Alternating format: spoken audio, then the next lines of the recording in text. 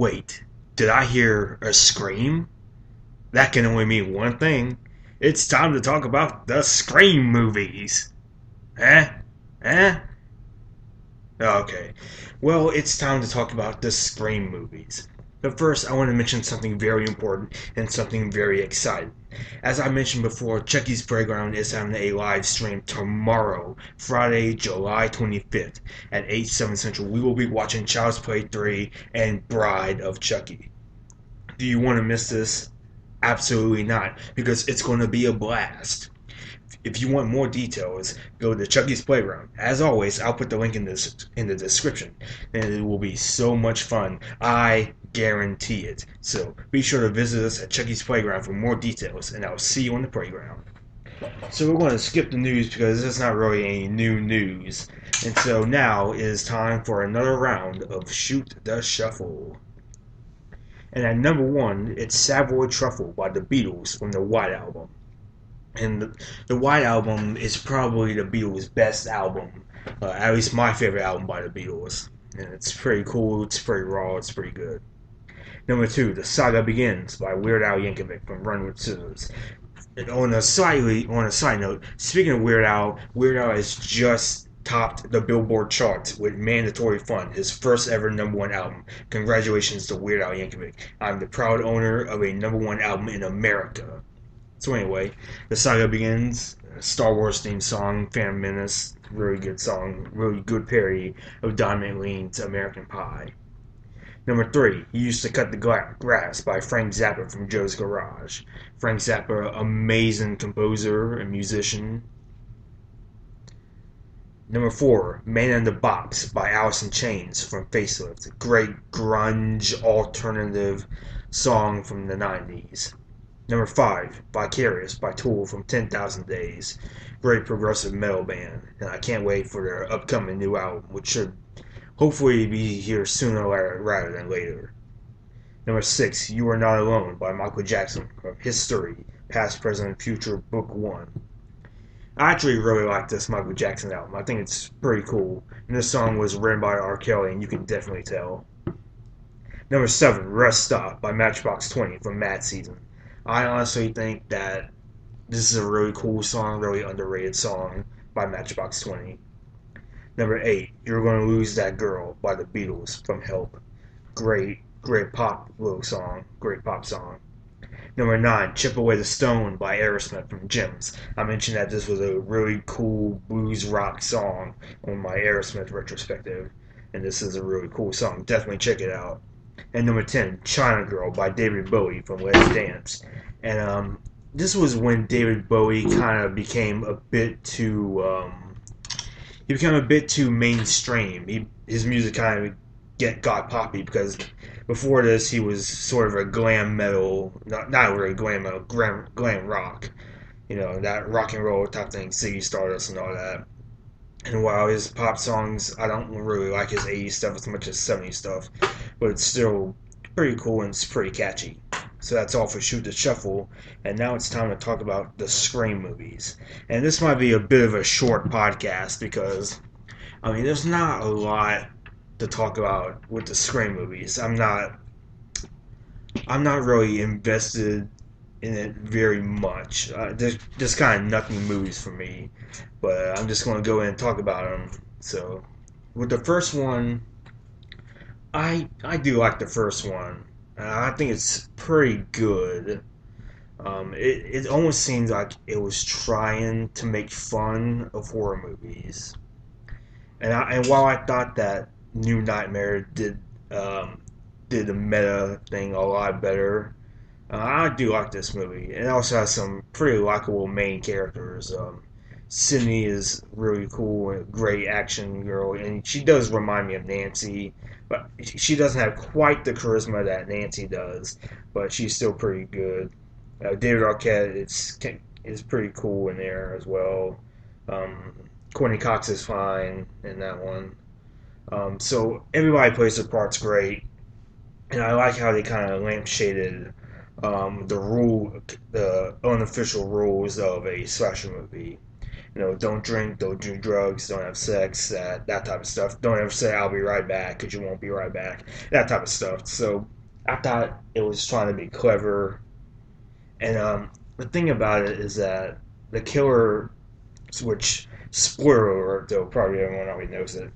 The killer is Sydney's boyfriend and his friend, and it couldn't be any more obvious because he really does look like a murderer, and it's clues all over the movie that he's a killer. But and the Ghostface character is like he's kind of odd because it's really just like a common Halloween costume, which is pretty cool because you can never tell who's under the mask and all.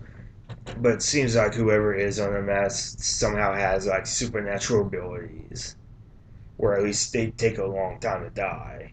But and they just reference horror movies all throughout, which is I don't think that had ever been done before.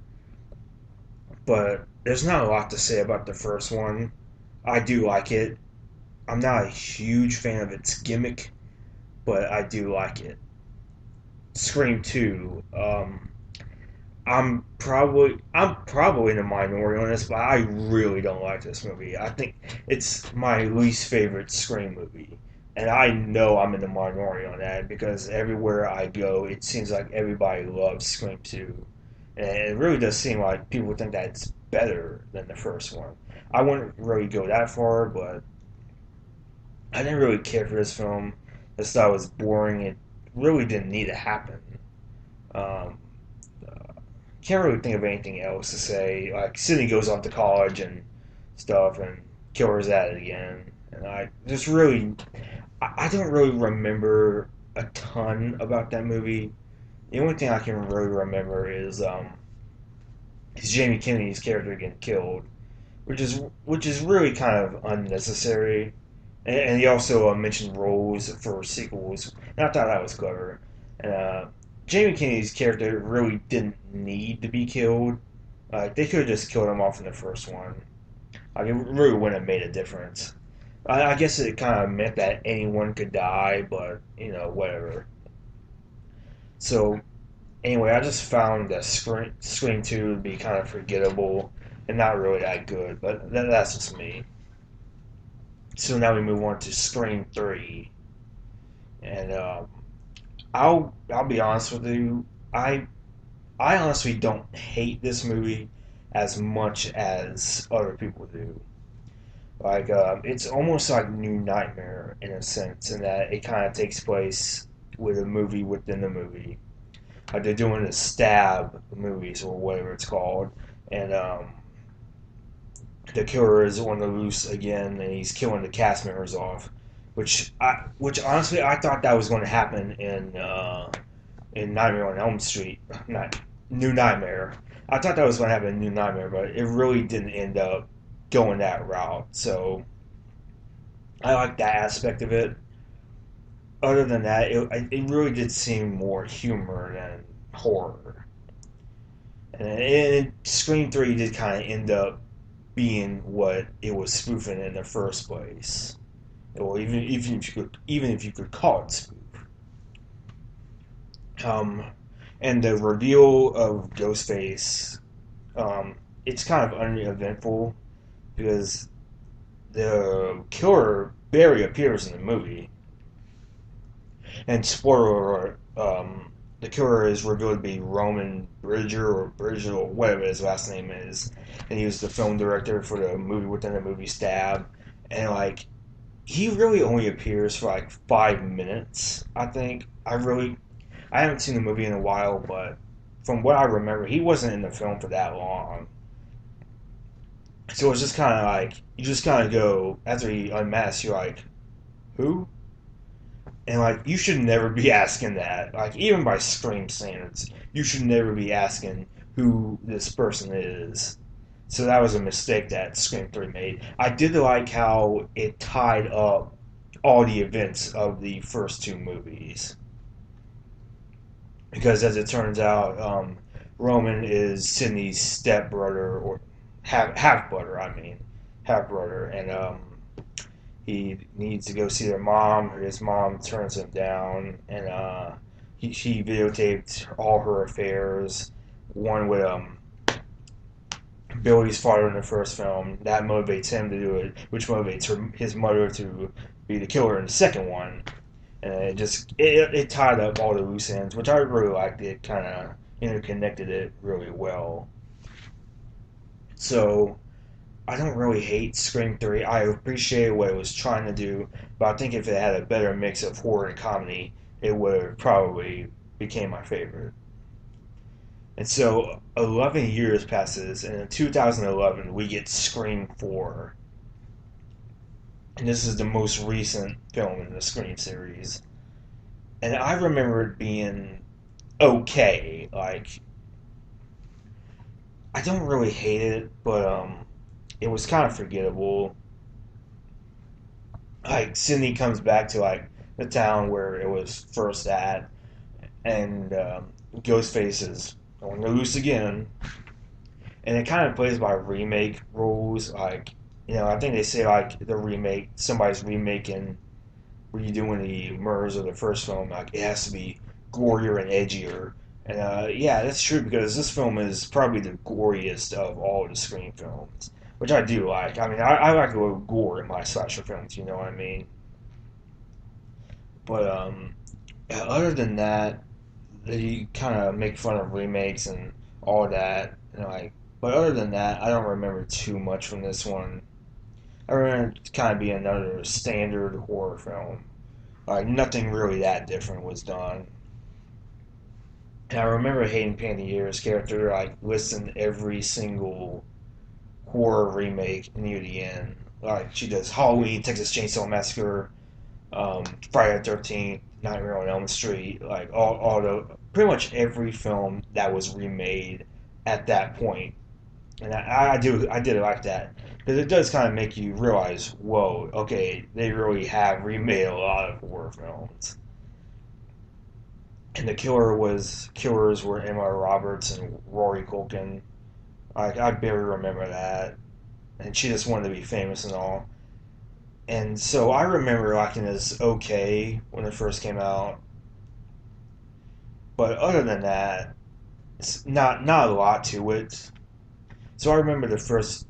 I think the first film is my favorite Scream film, with the fourth one maybe being the close second, third, and second, fourth. Second's my least favorite.